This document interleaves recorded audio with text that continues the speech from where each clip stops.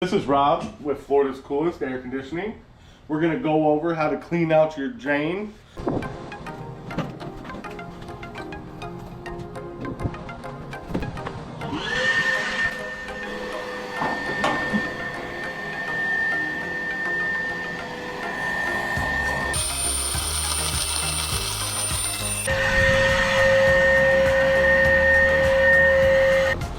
This is what we got out of the drain.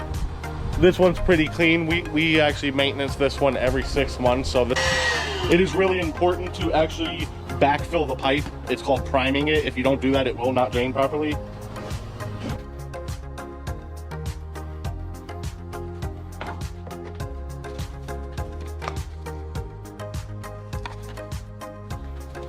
But this is just a little tip to help you save some money.